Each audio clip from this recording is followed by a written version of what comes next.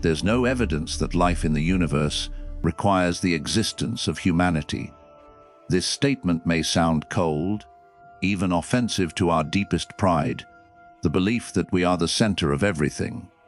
Since ancient times, humans have woven stories placing themselves at the heart of the cosmos, special beings with a mission, the protagonists the universe has reserved for greatness. We assume life needs us, that everything would be meaningless without humanity. In ancient days, when people couldn't distinguish lightning from supernatural warnings, we began crafting narratives with ourselves as the focal point. Ancient civilizations didn't just worship gods, they designed a cosmic order where gods created humans for a clear purpose: to rule, to reign, to manage the world on behalf of divine forces.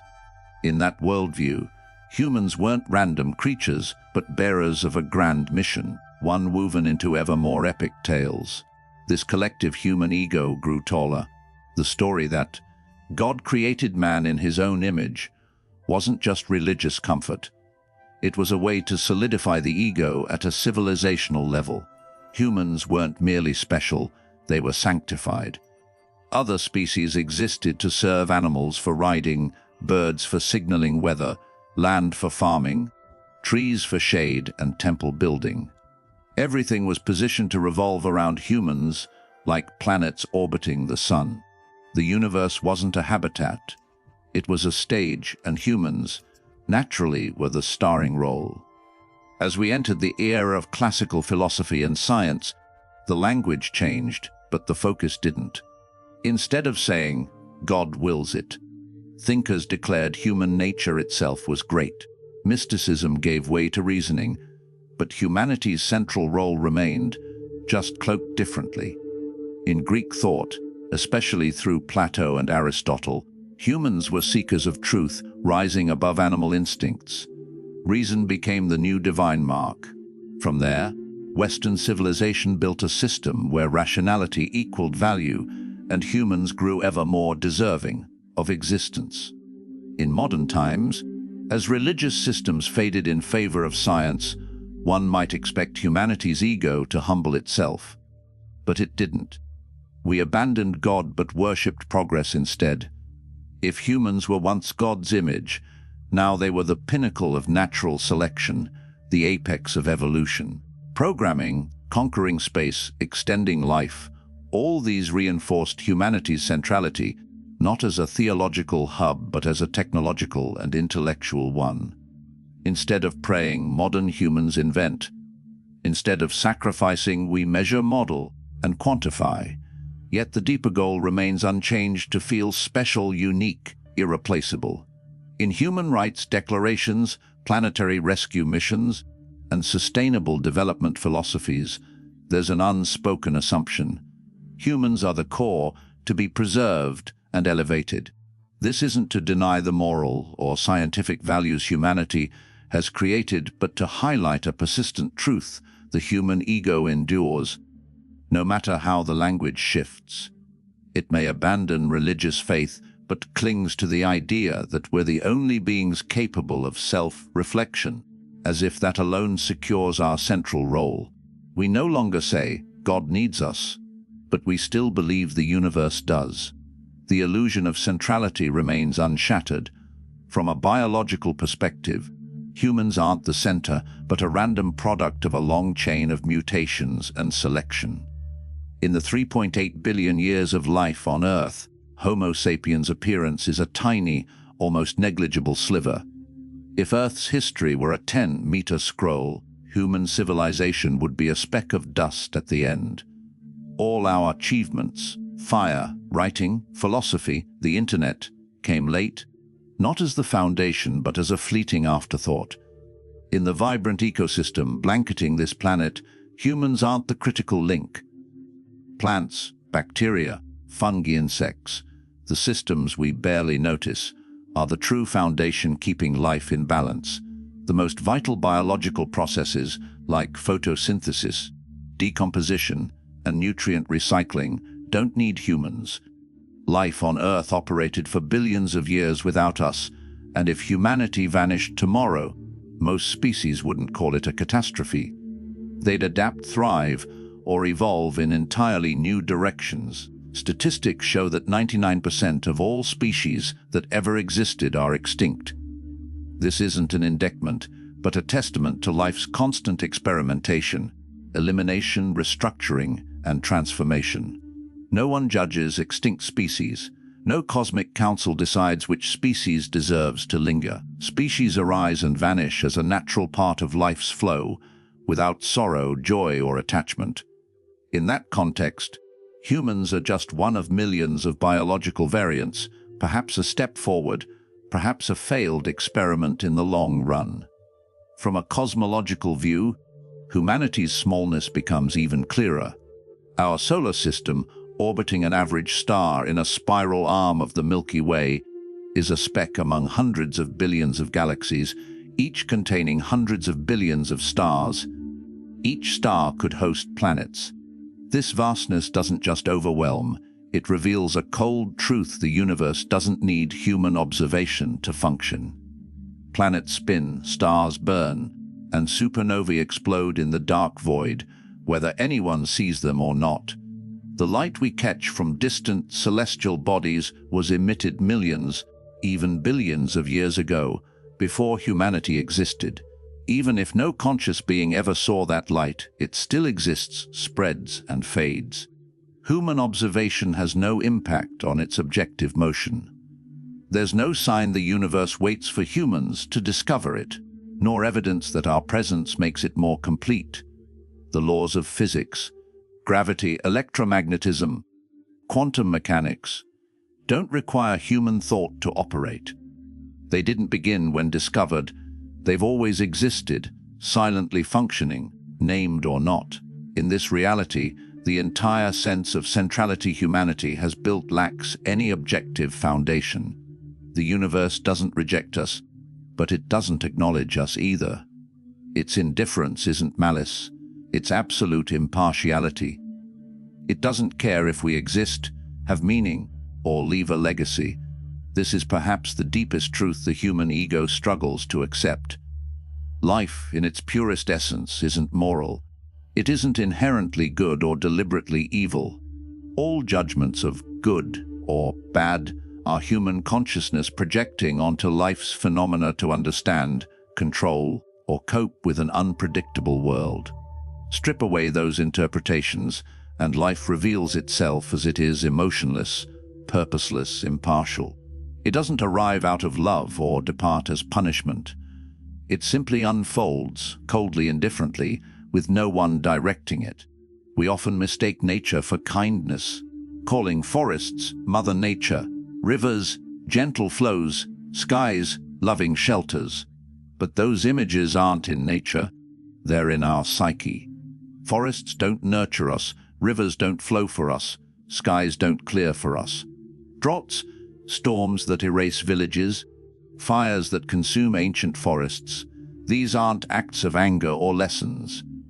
They're simply outcomes of physical, chemical, and biological processes in a system devoid of intent. Even phenomena we call miraculous, the proliferation of life, the rhythmic balance of food chains, the natural equilibrium among species, aren't designed. No ecological agenda hides behind them. They're the result of millions of years of undirected interactions in a game with no winner, no benevolent hand tweaking the variables, no mind scripting the outcome. Life operates through constant interactions between structure and conditions, without praise, blame, or favoritism. In this sense, life doesn't know it's alive. Trees don't know they're photosynthesizing, bacteria don't know they're multiplying, animals don't know they're evolving. These processes don't require knowledge. Humans, with our rare ability to self-reflect, are an exception. But this exception leads us to assume awareness is life's core. It isn't. Life has existed for billions of years without self-conception, thriving without consciousness, persisting without being understood or glorified. When humans insist life should be good, nature should be kind, or the universe should be just. We're imposing our subjective consciousness on a system that doesn't speak that language. We feel betrayed when good people die young, gentle species go extinct, or disasters strike the innocent. But from life's perspective, no one is punished or rewarded. No right or wrong is being enforced.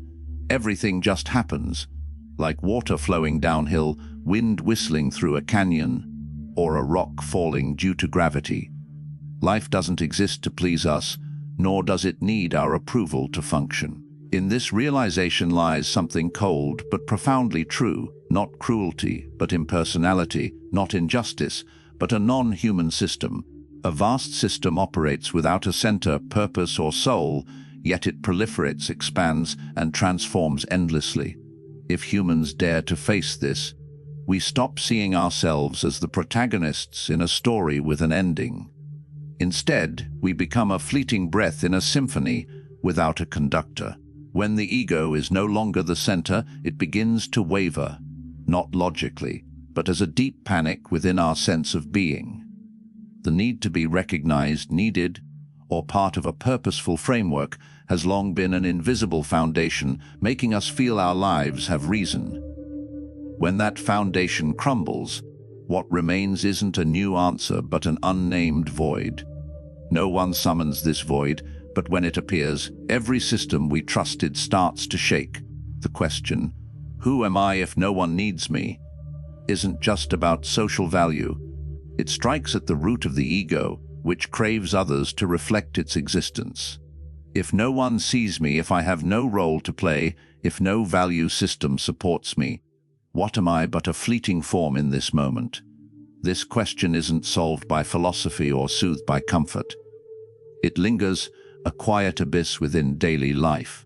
From here, existential crisis reveals its true face.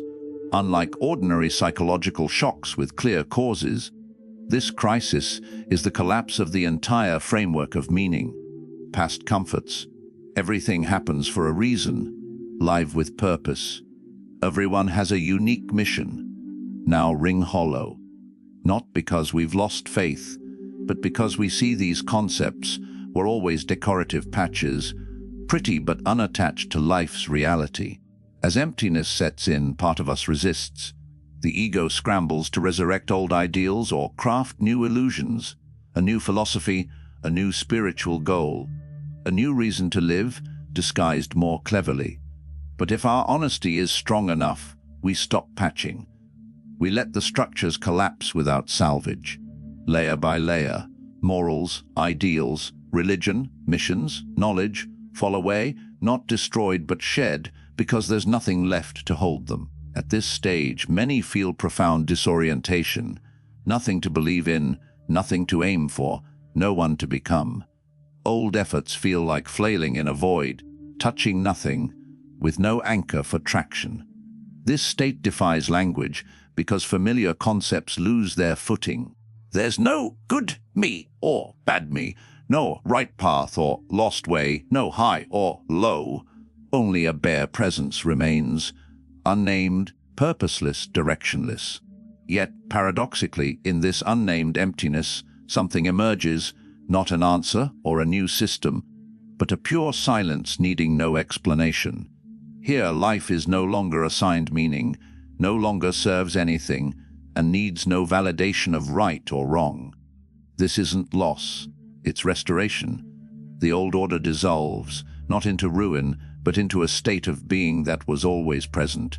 Life no longer needs possession, naming, or ownership. Only in this state do we truly live, not for enlightenment, not to be right, not to leave a mark. Living as if no one is watching isn't reckless or indifferent. It's a return to a primal state of being, where actions aren't driven by the need to be seen, recognized, or defined. Much of modern life, consciously or not, is fueled by external gazes. We act not just to do, but to be seen doing, not just to live, but to etch our names somewhere, whether in another's mind or on a social media page. The need for recognition is wired into the ego's survival, convincing us we only exist when others affirm us. This creates an illusion that life must be proven to have value, pushing us into a life managed by imagined eyes. Societies, others, even a supreme God, we assume watches our every move. But life doesn't need an audience to be itself. A flower blooms unseen, a stream flows unheard. These phenomena don't exist for spectators. They simply are. They don't strive to be complete in anyone's eyes, don't need to be remembered or praised. By existing without the need to leave a mark, they embody pure presence, untainted by the desire to be more than they are. This transparency, living without a witness, is a rare state, no longer striving to impress, to become a symbol, or to meet expectations. Every action, word, and moment becomes weightless. It doesn't need to step outside itself to please any gaze. It is itself, and that's enough. When people live as if no one is watching, they align closer to true life. Unswayed by judgment, undistracted by opinions, unedited to fit standards, they live like nature lives, without goals to achieve, achievements to measure, or images to build. Every moment grows deeper, quieter, truer. The silence of a life needing no validation is a form of liberation. It doesn't erase the human, but dissolves the shadow we've carried for centuries.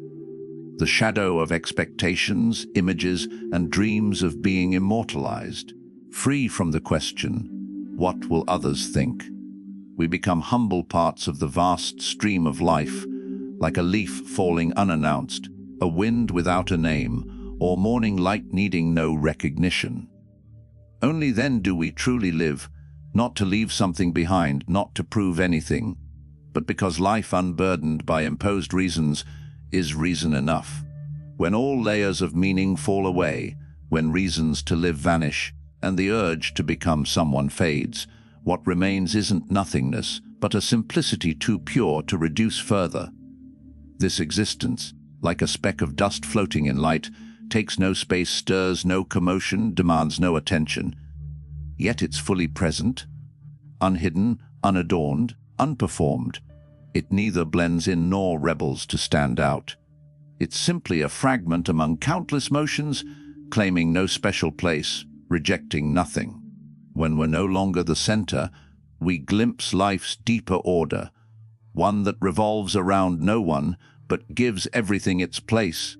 Like a forest with no clear borders, all life coexists, interacts, and dissolves in its own way. There's no leader, no applause, no script awaiting completion, just silent, complete motion in every detail.